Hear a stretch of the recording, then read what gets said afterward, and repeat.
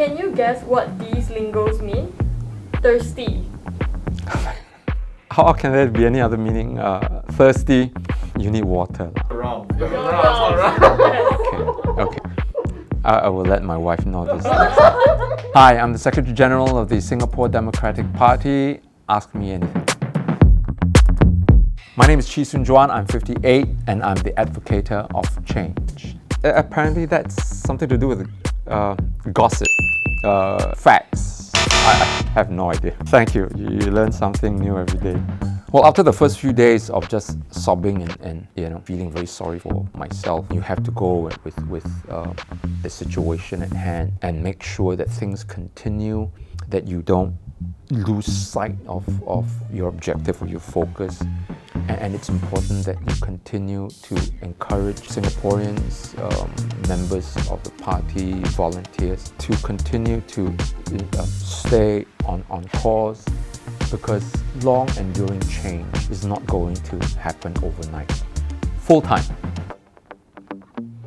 It's been quite a few years already, and you learn to cope with adversity.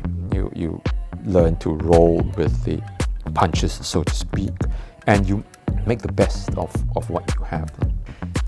Yes, I'm talking about just in the recent past, and by recent past I mean the last several years.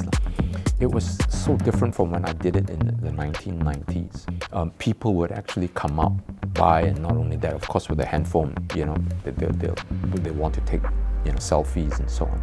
Whereas 20 years ago, people would just deliberately avoid coming close because they were afraid they were going to be photographed. So those are very stark differences, and I attribute that to because of the advent of social media. Singaporeans have become more open, accepting more of non-kind of establishment views. So they're coming forward more and being more supportive. Got to really admire Dr. Chee. Since his entry into politics 28 years back, and despite much losses, sufferings and setbacks, he never gave up on his aspiration and believed to do what he passionately feels is good for Singapore. Such resilience and persistence is an attribute that should be much appreciated and respected. Thank you for your kind words. A lot of times, it's things like that that really makes you put things into perspective, and gives you that little bit more of energy, even in spiritual energy, to just take that one more step. So it's always encouraging. Thank you very much. We should be thankful that most Singaporeans have a roof above our heads, whether you are living in a 5-room or one-room flat.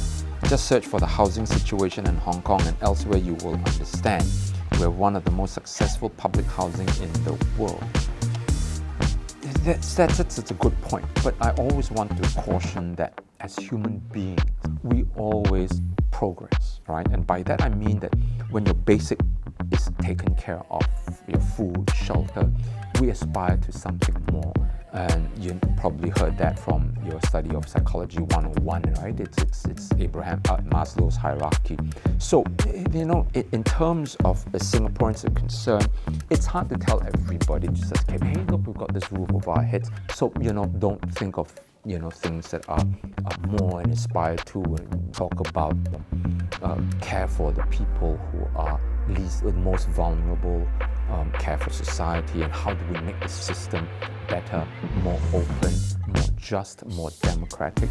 So these are things that we aspire to. One thing about having a successful housing system is very different from saying that it is affordable.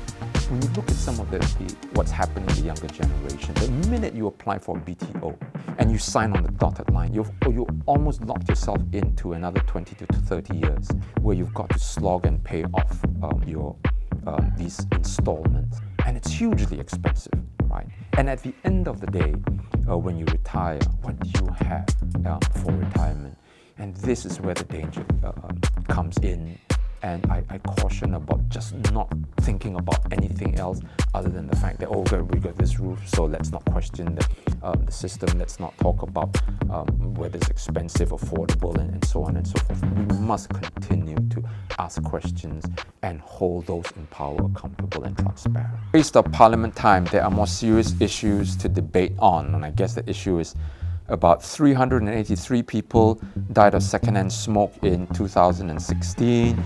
Louis Ng wants smoking banned near windows. This is what I was talking about earlier on. Sometimes issues are complex and it's never quite in black and white. I certainly can understand that some people are concerned about secondhand smoke, which science has shown to be a problem.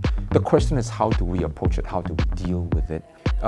When you think about the proposal of wanting to ban, meaning you have to catch people who smoke on their windows and so on and so forth. How do you enforce it without at the same time getting into problems, my own privacy? If I'm in my own home, when I do something like this, how are you going to then make me comply to the rules and laws? This is from the Instagram.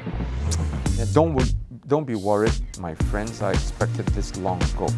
The truth is that Singapore is a fascist dictatorship where anyone who speaks up will be targeted by the police for persecution. I will update you guys about my next move.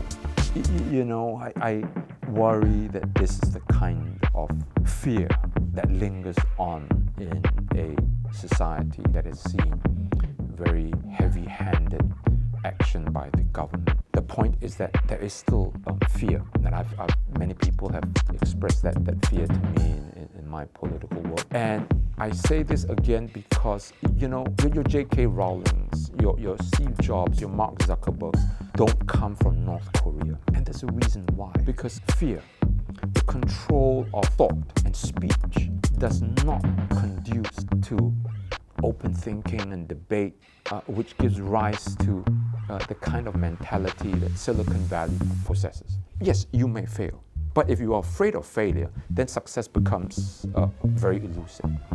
But underpinning all that is that whole idea that people must be free to express themselves. And I come back to this point again, that a fearful society that is not conducive to that kind of society that we need going forward.